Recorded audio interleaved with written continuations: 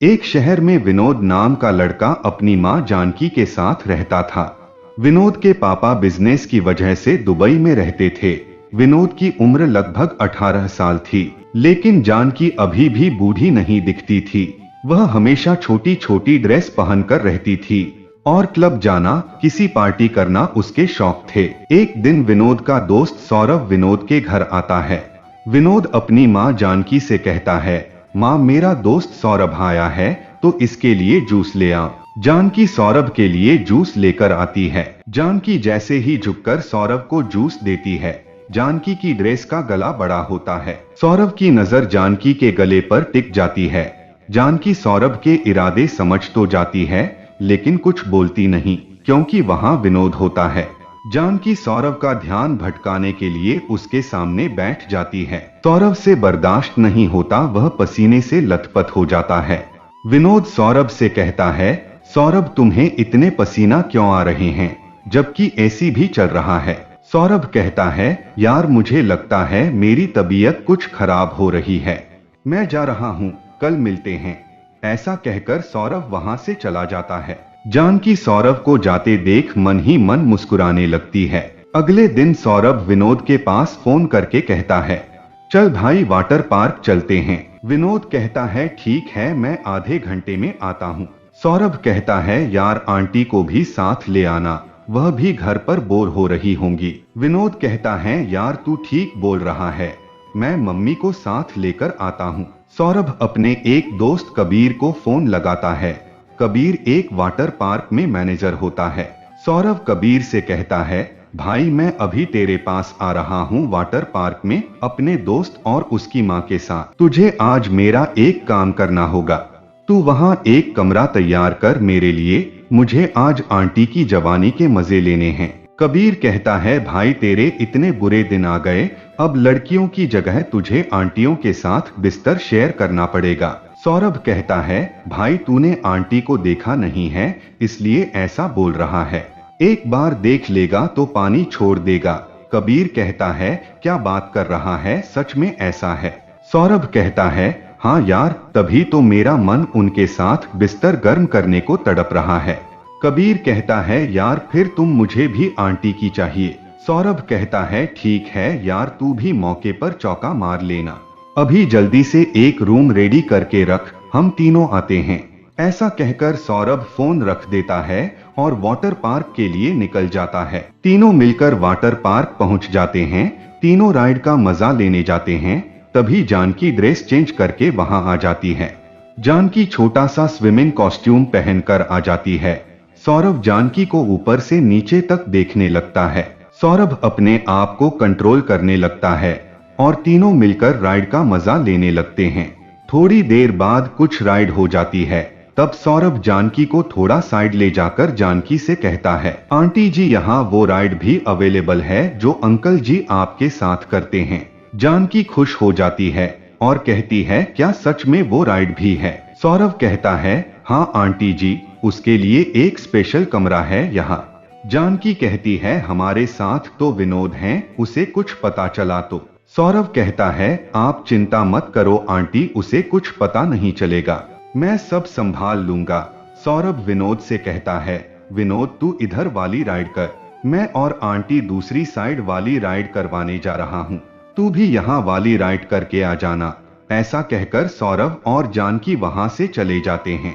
सौरभ जानकी को एक कमरे में लेकर जाता है। जानकी कहती है, वैसे सौरभ मुझे खुश कौन करेगा? सौरभ कहता है, मैं हूं ना आंटी। ऐसा कहकर सौरभ जानकी के होठों को चूमने लगता है और जानकी के साथ रोमांस करने लगता है। तभी पीछे से कबीर आ जाता है, वह भी जानकी के साथ रोमांस करने लगता है। जानकी सौरभ से कहती है, ये यहाँ कैसे? सौरभ कहता है, आंटी मैंने कबीर से वादा किया था, मैं इसे आपके साथ रोमांस करवाऊंगा, इसी शर्त पर इसने मुझे यह कमरा दिया है। जानकी कहती है, लेकिन मैं दो के साथ रोमांस कैसे कर सकती हूँ? सौरभ जानकी को मनाता है। जानकी थोड़ी देर नखरे करती है, फिर मान जाती है और कबीर भी जानकी के साथ रोमांस करने लगते हैं। उधर विनोद सौरभ और जानकी को ढूंढता रहता है। जानकी और सौरभ विनोद के पास जाते हैं। विनोद कहता है, मैं कब से ढूंढ रहा हूँ, आप दोनों कहाँ थे? सौरभ कहता है, उधर राइड का मजा ले रहे थे। जानकी कहती है, मैंने तो राइड के बहुत मजे लिए, मैं तो कभी भूल ही नहीं पाऊंगी।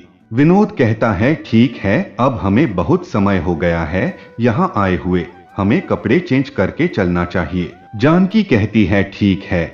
जानकी, सौरभ और विनोद तीनों कपड़े चेंज करके घर चले जाते हैं। रात के समय जानकी को वाटर पार्क वाली बात बहुत याद आ रही होती है। जानकी सौरभ के पास फोन करती है। सौरभ कहता है, क्या हुआ, इतनी रात में फोन कर रहे हो? जानकी कहती है, मैं तुम्हारे साथ के रोमांस को महसूस कर रही थी, सोचा तुम्हें फोन ही कर लूं। सौरभ कहता है, मुझे पता था आंटी, अगर एक बार आपने मेरे साथ रोमांस कर लिया तो आप मेरी दीवानी हो जाओगी। जानकी कहती है, हाँ, मैं सच में तुम्हारी दीवानी हो गई हूँ, क्या तुम अभी मेरे पास आ सकते हो? सौरभ कहता है, आंटी अभी तो बहुत रात हो गई है। जानकी कहती है, तो क्या हुआ, आ जाओ ना, विनोद तो सो चुका है, तुम रोमांस करके चले जाना। सौरभ कहता है, ठीक है आंटी, मैं अभी आता हूँ। सौरभ बाइक से जानकी के घर पहुँच जाता है। जानकी सौरभ को अपने कमरे में लेकर जाती है, फिर दोनों रोमांस करने लगते हैं। उधर विनोद की आंखें खुल जाती है, वह जानकी के पास जाता है। विनोद जैसे ही जानकी के कमरे में जाने को होता है, उसे जानकी के कमरे से आवाज आती है। विनोद खिड़की से झांक कर देखता है तो उसके होश उड़ जाते हैं। वह देखता है उसकी माँ और दोस्त दोनों रोमांस कर रहे होते हैं। विनोद को बहुत गुस्सा आता है, वह अपने कमरे में चला जाता है। उधर सौरभ भी रोमांस करके चला जाता है। सौरभ के जाने के बाद विनोद जानकी के कमरे में जाता है। वह जानकी के मुंह को तकिया से दबाकर मार देता है और रात में ही जानकी की लाश को ठिकाने लगा देता है। इतना करने के बाद भी विनोद का गुस्सा शांत नहीं होता है। वह अगले दिन सौरभ को लेकर पहाड़ों पर जाता है। वहां विनोद सौरभ को एक धक्का मार के गिरा देता है। सौरभ कहता है, क्या कर रहा है, मुझे धक्का क्यों दिया? विनोद कहता है, मैंने तुझे अपना सबसे अच्छा दोस्त समझा और तूने मेरी पीठ में छुरा घोंप रहा था। सौरभ खड़ा हो जाता है और कहता है, क्या बकवास कर रहा है तू? विनोद फिर से सौरभ को धक्का देकर गिरा देता है और एक बड़ा सा पत्थर उठाकर कहता है, तुझे क्या लगता है तू और मेरी माँ मिलकर मुंह काला करेंगे और मुझे कुछ पता नहीं चलेगा? सौरभ बहुत डर जाता है और कहता है, तू मेरी बात सुन, यह पत्थर नीचे रख दे। विनोद गुस्से में वह पत्थर सौरभ के मुंह पर फेंक कर मारता है और सौरभ मर जाता है। विनोद अपने घर जाता है। कुछ दिनों बाद पुलिस को सबूत मिल जाते हैं, सौरभ को विनोद ने मारा है। पुलिस विनोद को उसके किए की सजा देती है। विनोद को फांसी की सजा हो जाती है। जब उसके पापा को पता चलता है तो वो बहुत डिप्रेशन में चले जाते हैं और वो पागल हो जाते हैं। इस तरह विनोद का हंसता खेलता परिवार बर्बाद हो जाता है। दोस्तों, ये गलती सब विनोद की मम्मी में थी। उनको शर्म नहीं थी कि शादी हो जाने बाद भी ऐसे कपड़े पहनती थी और गंदी गंदी सोचे रखती थी। उनको सोचना चाहिए कि मेरा एक बेटा है और वो भी बड़ा हो गया है। आप लोगों से मेरा यही कहना है कि आप लोग अच्छे से रहिए और अपने परिवार को अच्छे से रखिए। अगर विनोद के पापा बाहर नहीं गए होते तो आज विनोद की माँ ऐसी गंदी काम नहीं करती। तो दोस्तों, ये कहानी आप लोगों को कैसी लगी है, कमेंट करके आप लोग जरूर बताइएगा। और हाँ, अगर आप लोगों को ये कहानी अच्छी लगे तो इसे लाइक कीजिए और हमारे चैनल को सब्सक्राइब कीजिए और बगल में घंटी को दबाकर ऑल पे प्रेस कर लीजिए ताकि आने वाले नए वीडियो आप लोग देख सके और अपने दोस्तों में ये कहानी शेयर जरूर कीजिएगा। धन्यवाद।